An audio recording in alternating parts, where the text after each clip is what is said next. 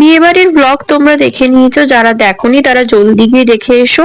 তো বিয়ে বাড়ির আরেকটা মেন পার্ট, দ্যাট ইজ পেট পুজোর ব্লগটাও তোমরা দেখে নাও। ফার্স্টে মকটেল কাউন্টারটা দেখিয়ে দিলাম, যেখানে অনেক রকম মকটেল ছিল। দেন ছিল স্টার্টার কাউন্টার, যেখানে corn cheese kebab, chicken Gondhoraj, fish ball and crispy baby corn.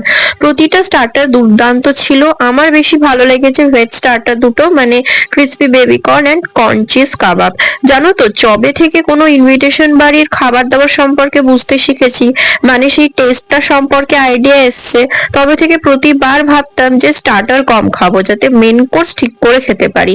But কোনোবার তা হয় না, প্রতিবার স্টার্টারে এত পেট ভরিয়ে ফেলি যে বাকিটা আর বললাম না। অনুষ্ঠান বাড়ির স্টার্টার কাউন্টার কেন এত টেস্টি করে বলো তো? বলি, মেন কোর্সটাও তো খেতে হবে নাকি?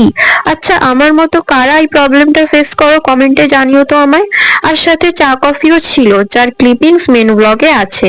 দেন মিন্টের একটা মকটেল নিলাম, যাতে নোনতার পর মুখটা একটু মিষ্টি মতো লাগে, আর ডাইজেশনটাও, মানে ডাইজেশনেও কোনো প্রবলেম না হয়।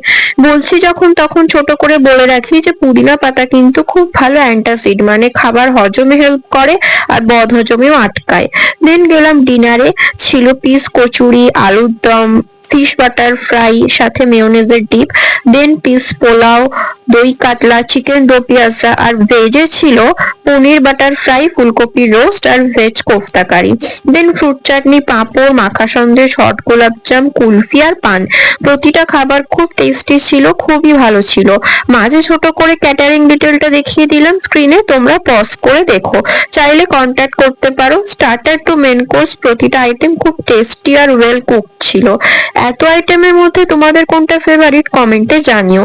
ভিডিওটা ভালো লাগলে শেয়ার করতে কিন্তু কেউ ভুলো না।